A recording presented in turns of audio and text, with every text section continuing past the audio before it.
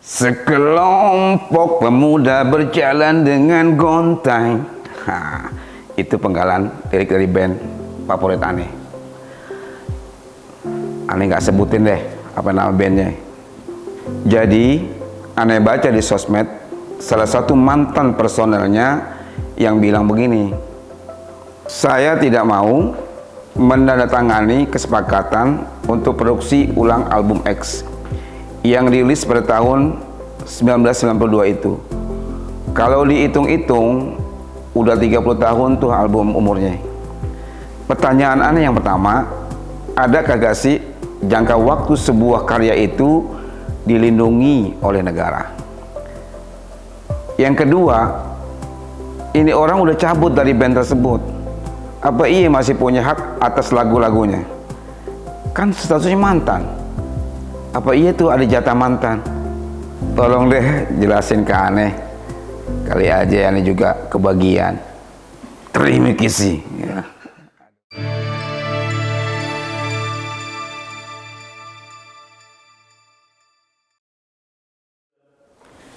Halo Babe, wah kan main nih, ternyata Babe rocker juga ya. Nah, terima kasih atas pertanyaannya ya Be. Jadi di Indonesia kita punya yang namanya Undang-Undang Nomor 28 Tahun 2014 tentang Hak Cipta. Hak cipta adalah hak eksklusif pencipta yang timbul secara otomatis berdasarkan prinsip deklaratif setelah suatu ciptaan diwujudkan dalam bentuk nyata tanpa mengurangi pembatasan sesuai dengan ketentuan peraturan perundang-undangan. Nah, hal yang perlu dipahami bersama nih Be, yaitu makna yang timbul secara otomatis berdasarkan prinsip deklaratif setelah suatu ciptaan diwujudkan. Kita nggak boleh nih Be punya pikiran bahwa hak cipta itu lahir setelah dicatatkan atau kalau dulu istilahnya didaftarkan ke Direktorat Jenderal Kekayaan Intelektual Kementerian Hukum dan HAM. Jadi sebenarnya sebuah lagu yang diciptakan itu telah lahir hak ciptanya pada saat itu juga, yaitu pada saat selesai diciptakan. Terus lagu dan atau musik merupakan salah satu ciptaan yang dapat dilindungi. Nah, kalau tadi Babe tanya, berapa lama sih jangka waktu pelindungannya? Nah, pelindungan hak cipta itu berlaku selama si pencipta masih hidup dan terus berlangsung selama 70 tahun setelah si pencipta meninggal dunia. Untuk pertanyaan selanjutnya berkaitan dengan hak cipta, timbul yang namanya hak terkait nih Be. Dan ini biasanya berkaitan pula dengan keuntungan ekonomi. Hak terkait adalah hak yang berkaitan dengan hak cipta yang merupakan hak eksklusif bagi pelaku pertunjukan, produser fonogram, atau lembaga penyiaran. Nah, dalam sebuah band kan biasanya terdiri dari beberapa orang personil.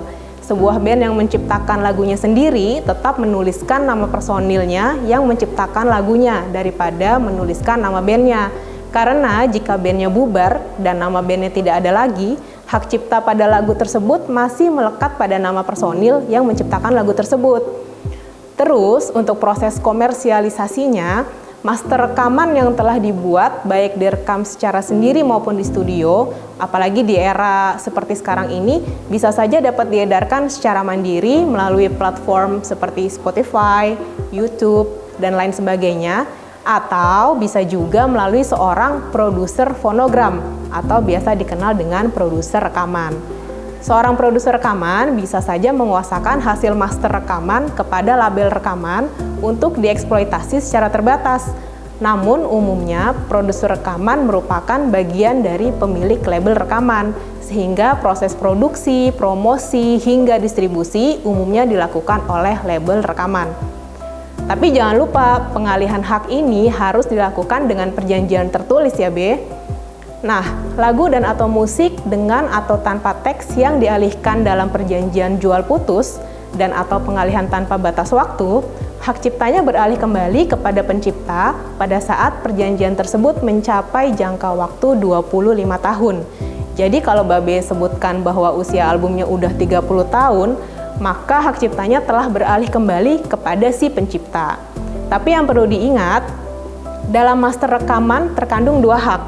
Yang pertama, hak pencipta lagu, yaitu hak terhadap komposisi atau lagu ciptaan yang ada pada master rekaman tersebut. Dan yang kedua, hak terkait yang terbagi atas hak artis sebagai penampil lagu dan hak produser fonogram. Jadi, walaupun sudah bukan bagian dari band, mantan personil band itu tetap memiliki hak, apalagi kalau dia juga ikut menciptakan lagu-lagu untuk bandnya selama bergabung. Semoga yang saya sampaikan cukup untuk menjawab pertanyaan Babe ya. Salam metal!